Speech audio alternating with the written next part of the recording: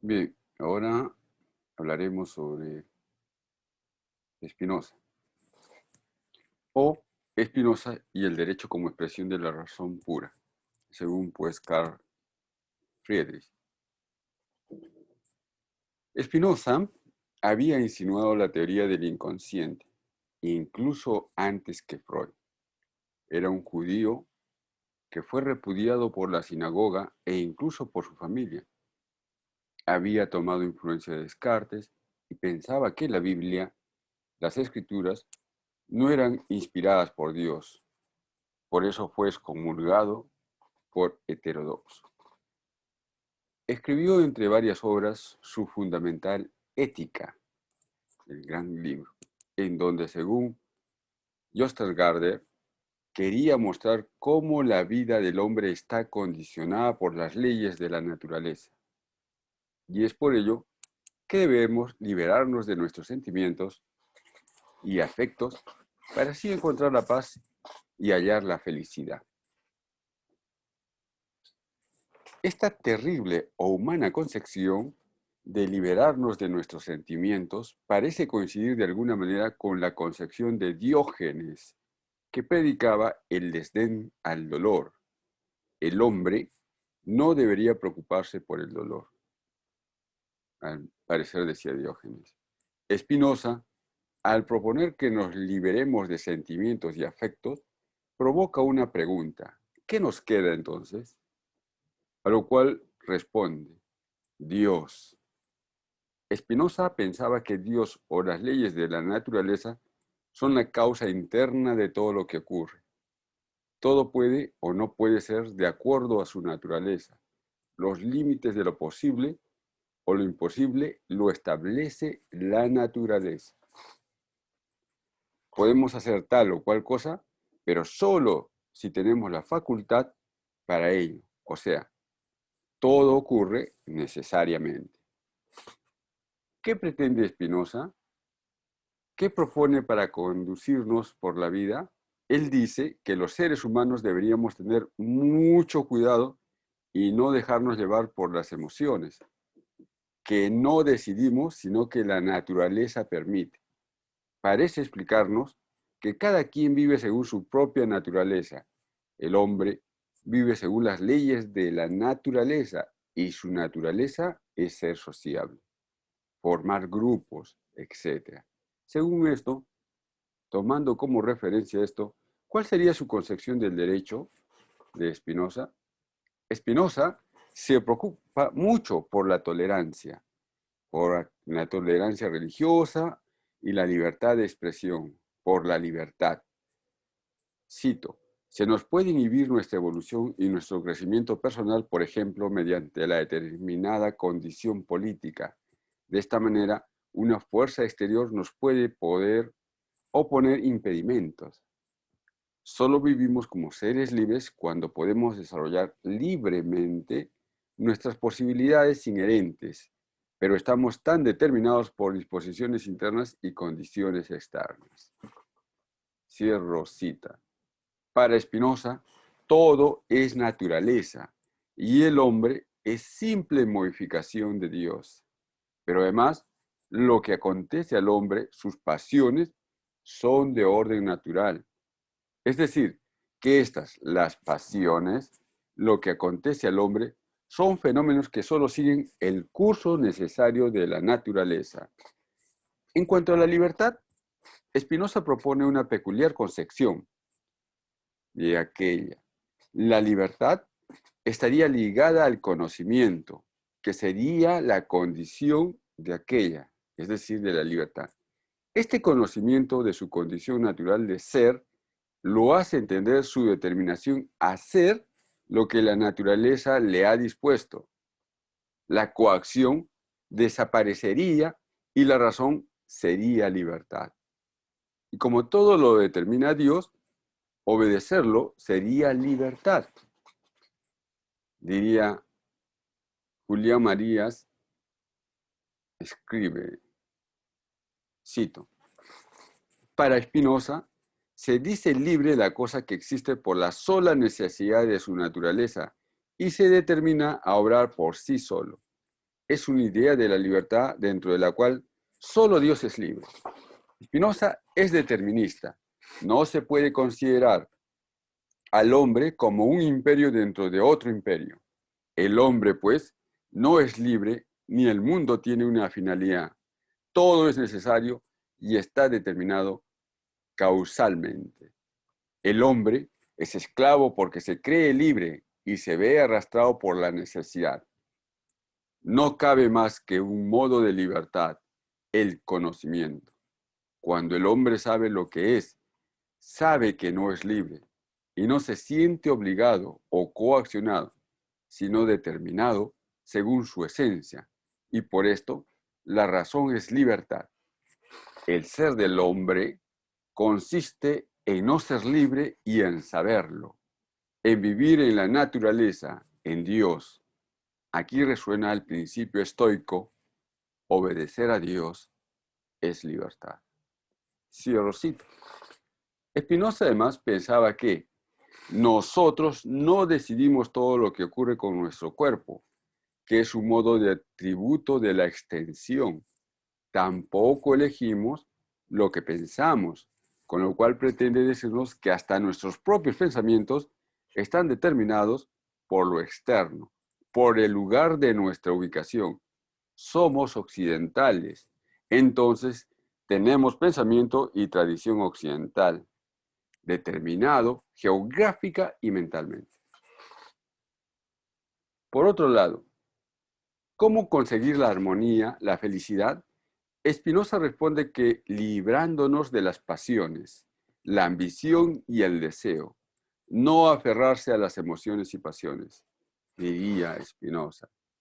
En el orden jurídico, Baruch Spinoza expone que el derecho ha sido identificado con el poder, según escribe Fries o Karl Fries.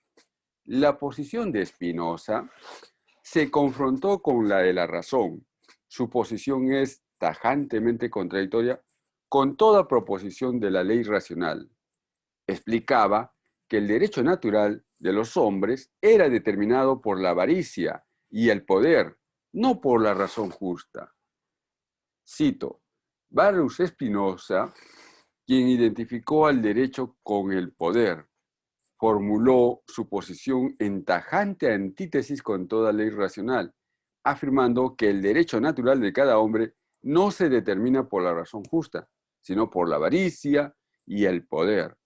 Las leyes de la naturaleza, las regularidades de la naturaleza, determinan las acciones de los hombres. Estas leyes naturales son, en realidad, el derecho de la naturaleza, y a ella se conforma todo comportamiento. Cierro cita.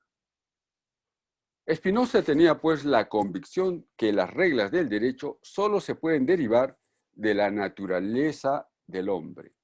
Cito: con lógica inexorable, Spinoza derivó este concepto de la convicción tomada por de Maquiavelo, de que las reglas del derecho natural, como las de las matemáticas, solo pueden deducirse de la naturaleza del hombre.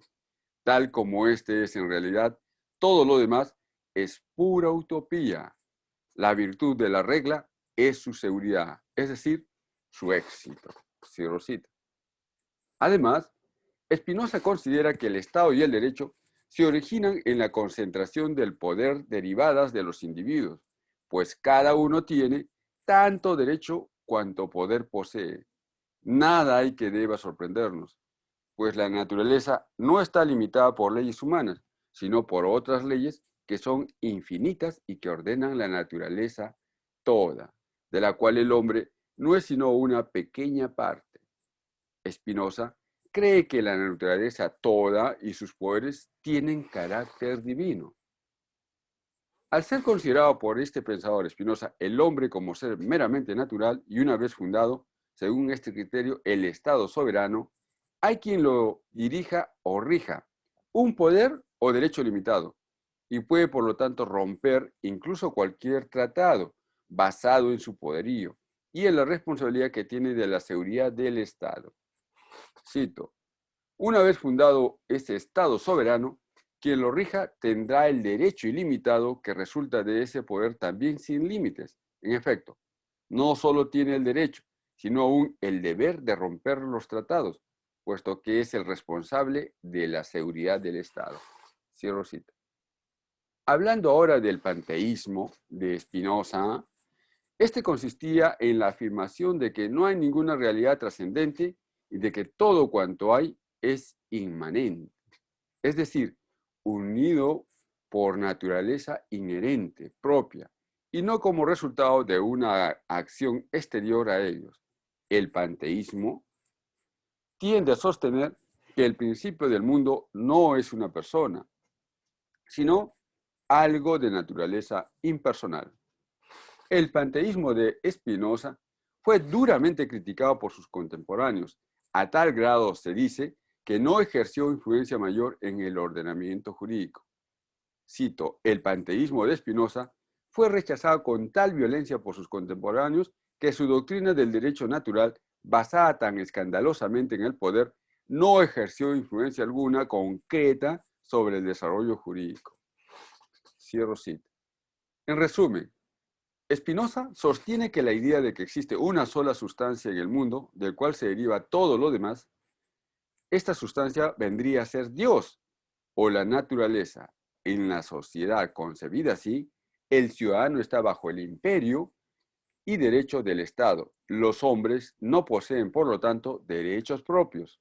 Los hombres tienen que obedecer al Estado soberano de fuerza ilimitada por ser la fuerza del Estado consustancial a la idea de que es la voluntad de todos. Lo que el Estado decreta como justo debe ser tenido como tal por los ciudadanos. Es decir, Spinoza había hablado también en su Ética, en este gran libro, de la potencia del intelecto. Estudia la estructura de la mente y aborda el problema del conocimiento y el problema de nuestra tendencia a algo, el problema del sentido real del bien o el mal. No tendemos a las cosas, dice Spinoza. No queremos o apetecemos algo porque juzguemos que sea bueno, sino al revés. Creemos que algo es bueno porque tendemos a ello, lo queremos, apetecemos o deseamos. Esta cupiditas es el afecto principal del hombre. Esta tendencia a algo que nos hace juzgar las cosas como buenas o malas. Esto viene a complementarse con dos afectos capitales, la alegría y la tristeza. Estos tres elementos son los que determinarían todos los demás, incluso la vida psíquica del hombre. Si aceptamos tales conceptos, el derecho debería ser dirigido no a expresarse como un fundamento de la razón, sino de nuestra apetencia. Si lo bueno y lo malo no están determinados por el orden teórico y justificado por las acciones, sino por la configuración de nuestros deseos y apetencias, ¿sería el derecho un producto también de estas apetencias, de estos deseos? Lo dejo por ahora ahí. Pero habría que agregar que Spinoza niega la pluralidad de sustancias y contradice la posición de Descartes. Descartes hablaba de dos especies de sustancias, la que necesita de otra para existir, Dios, y la que para hacerlo necesita de otra, o sea, de Dios. Pero parte de él.